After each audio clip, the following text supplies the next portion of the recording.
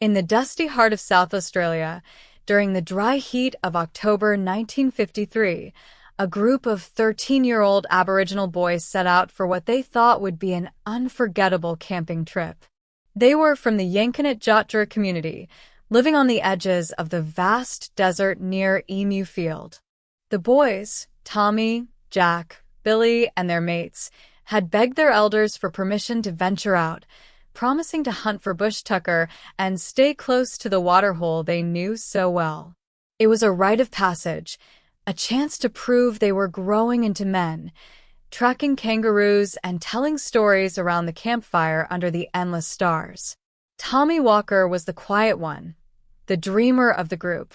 At 13, he loved sketching the red earth and the Spinifex grass in his notebook, imagining a future where he might become an artist or a storyteller like his grandfather. The boys laughed and teased each other as they pitched their simple tents near the billabong, a shallow pool of water that shimmered like a mirage in the Outback sun. They splashed in the cool water, chasing lizards and dreaming of the adventures ahead. Little did they know, just miles away, the British military, with the Australian government's quiet approval, was preparing to unleash something unimaginable in the name of science and war. The morning of October 15th broke earlier than expected. The boys were still rubbing sleep from their eyes when, at precisely 7 a.m., the horizon erupted in a flash brighter than 1,000 suns. It was as if the sky itself had cracked open. Tommy, who had woken first to draw the sunrise, shielded his eyes, but the light pierced through his fingers like needles. "What is that?" he shouted, his voice trembling as the ground shook beneath them. The others bolted from their swags, staring in awe and fear. "It's the end of the world," Billy cried, half joking, half terrified. A massive cloud billowed upward, twisting into shapes like angry spirits from the Dreamtime stories their elders told. The air grew hot, and a strange rumble echoed across the desert. The boys huddled together, their hearts pounding. They had no idea that this was the Totem 1 nuclear test, detonated on a tower just 30 miles away at Emu Field.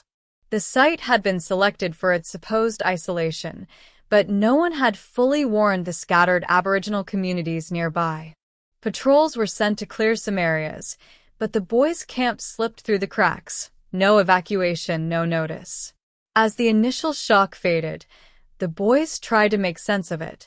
"Maybe it's a big storm coming," Jack suggested, though the sky was clear. They watched the clouds spread, unaware of the invisible poison it carried. A few hours later, as the sun climbed higher, something eerie descended upon them. A dark, rolling fog crept across the desert like a living shadow. It wasn't like any mist they'd seen before, thick, oily, and black as night. The boys, curious and unafraid at first, ran toward it, thinking it was smoke from a distant bushfire or perhaps a rare desert rain. "Look, it's coming our way," Tommy yelled, excited despite the unease gnawing at him. As the mist enveloped them, it clung to their skin, leaving a greasy residue. It tasted bitter on their tongues, and their eyes stung.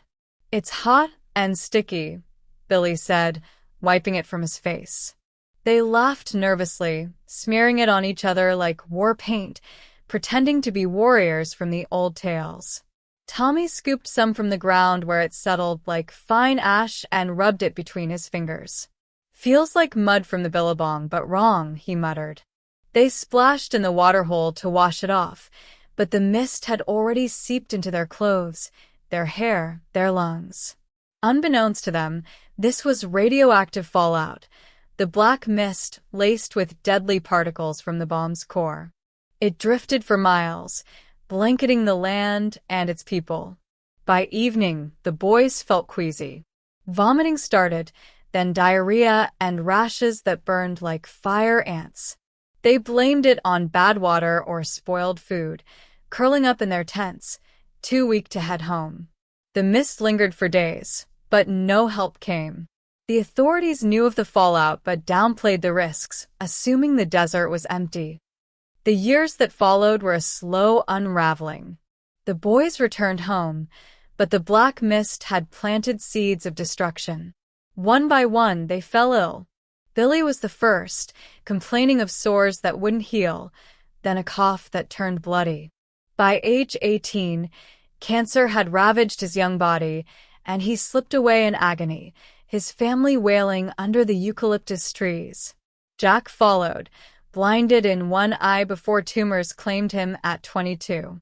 The others suffered similarly: skin cancers, leukemia, thyroid diseases, dying in their 20s, their dreams of manhood cut short.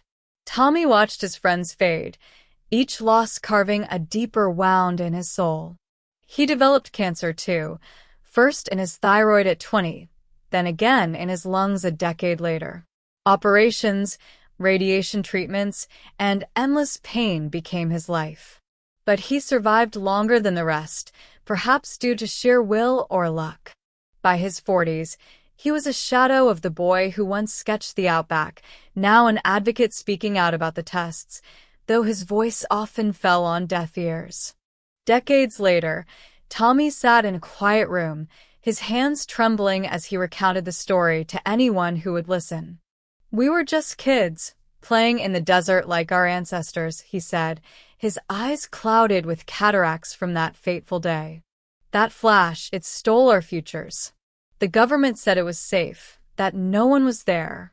But we were. And now I'm the last one." He spoke of the pain, the funerals, the empty places at family gatherings. Tommy lived to 65, battling cancer multiple times, but the guilt of surviving haunted him. "Why me?" he whispered in his final days. His death in 2018 marked the end of an era, a quiet passing that the world barely noticed. Dr. Elias Thorne was a brilliant Australian physicist recruited to assist the British team at Emu Field. Fascinated by atomic power, he worked tirelessly on the Totem Project, believing it would secure peace in the post-war world. But as reports of the black mist and affected communities trickled in, the horror dawned on him. He learned of the Aboriginal families sickened, the children blinded, the uncounted deaths. "What have we done?" he wrote in his journal, the weight crushing him. Guilt consumed Elias. He resigned, but the nightmares persisted. Visions of the flash, the mist, the innocent faces. He spiraled into depression, institutionalized in a Melbourne hospital where he spent his remaining years muttering apologies to ghosts. He died alone in 1965, his genius overshadowed by regret, a reminder that science without conscience is a curse. People often recall the devastation of Hiroshima and Nagasaki, but the scars of the tests in Australia remain hidden. Thousands of Aboriginal people were exposed across Emu Field, Maralinga, and beyond. Cancers, birth defects, lost lands, but records were scarce, compensation meager. No full tally exists. The victims slipped through history's cracks. Similar tragedies unfolded in the U.S. with the Manhattan Project, where unsuspecting civilians paid the price. In the end, the bombs tested in isolation poisoned the very earth, leaving a legacy of sorrow that whispers through the desert winds, a very sad story of innocence lost to the shadows of progress. Thanks so much for watching. If you enjoyed this video, don't forget to give it a like, share it with your friends, and of course, subscribe to our channel, Trend Fam Clips, for more amazing stories and videos. And don't forget to turn on the notification bell so you never miss an update from us. See you in the next video.